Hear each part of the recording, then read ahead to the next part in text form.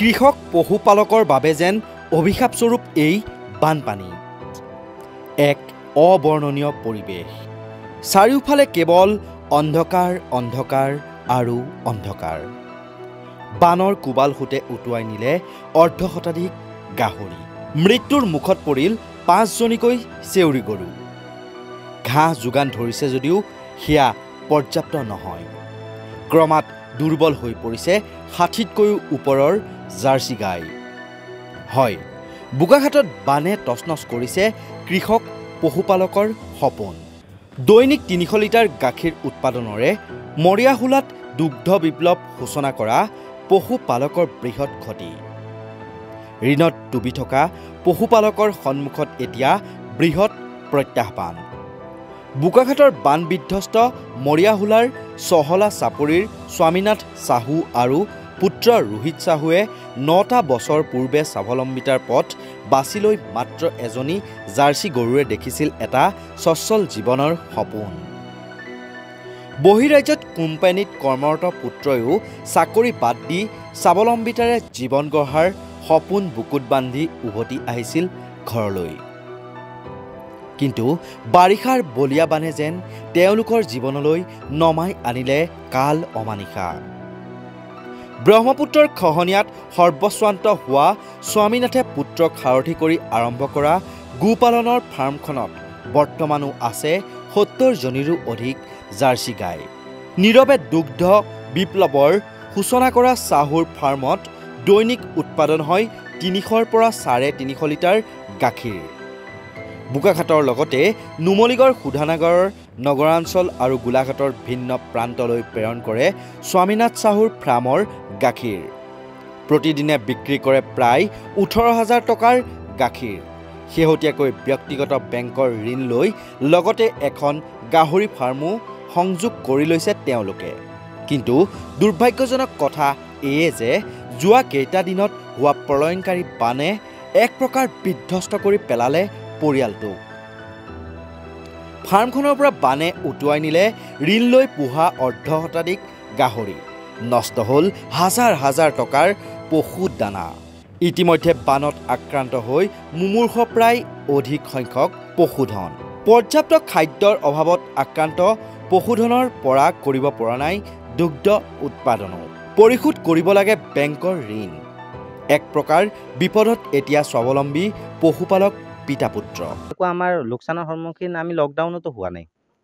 তাৰ হেৰিয়াত তাৰমানে আপোনাৰ ধৰি লওক আমি গোটেই মেচিন চেচিন আছিলে গোটেইখিনি মানে আপোনাৰ ডুবি গ'ল পানীৰ পৰা, সেইখিনি নষ্ট হ'ল। দানা যিখিনি মই নিজৰ পইচাৰে মজুত কৰি ৰাখিছিলোঁ সেইখিনি গোটেইখিনি পানীত ডুব গৈ পেলাই নষ্ট হৈ গ'ল।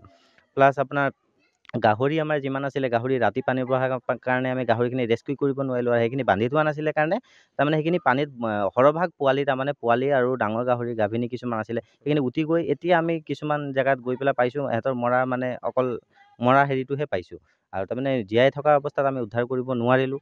আৰু ধৰি লওক ৰাতি হোৱাৰ কাৰণে আমাৰ এইবোৰ সমস্যাৰ সন্মুখীন হ'ল।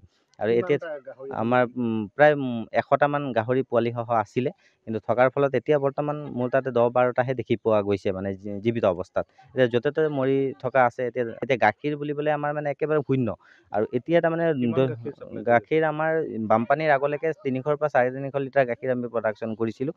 আৰু এতিয়া হয়তো একেবাৰে শূন্য বুলি ক'লেও হয়, কাৰণ গৰুৱে যদি নাখায় গাখীৰ ক'ৰ পৰা দিব।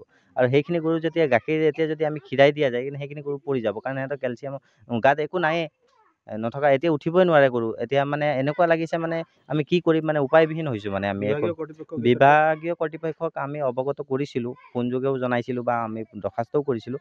কৰাৰ 4 দিনৰ পিছত আমাক 25 বেগ দানা দিছে।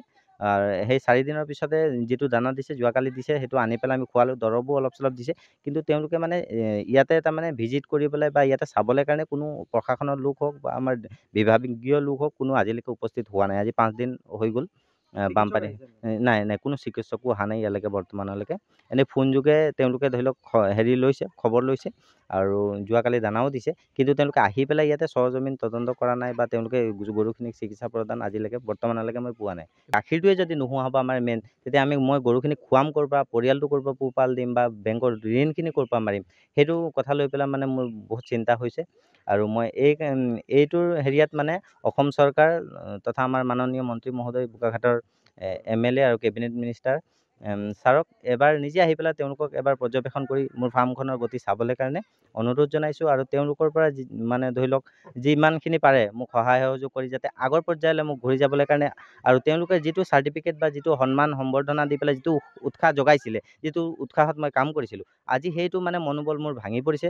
গতিকে তেওঁলোকে যদি আহি পেলাই মোক এই সময়ত যদি সাহস বা তেনেকুৱা কোনো চৰকাৰী পক্ষৰ পৰা যদি কিবা সহায় সহযোগ নাপাম, তেতিয়া মই মানে ভাবিছোঁ যে মই মানে একেবাৰে মানে যেনেকৈ হাত ভৰি নথকা মানুহ সেইটো পৰ্যায়লৈ গুচি যাম নিচিনা লাগিছে। উল্লেখযোগ্য যে চলিত বৰ্ষতে এই দুই পিতা পুত্ৰক গণৰাজ্য দিৱসত ভাৰত চৰকাৰে নতুন দিল্লীলৈ মাতি নি প্ৰধানমন্ত্ৰী নৰেন্দ্ৰ মোদীয়ে আৰম্ভ কৰা গুকুল মিছন আঁচনিৰ দ্বাৰা জনোৱা হৈছিল বিশেষ সম্বৰ্ধনা।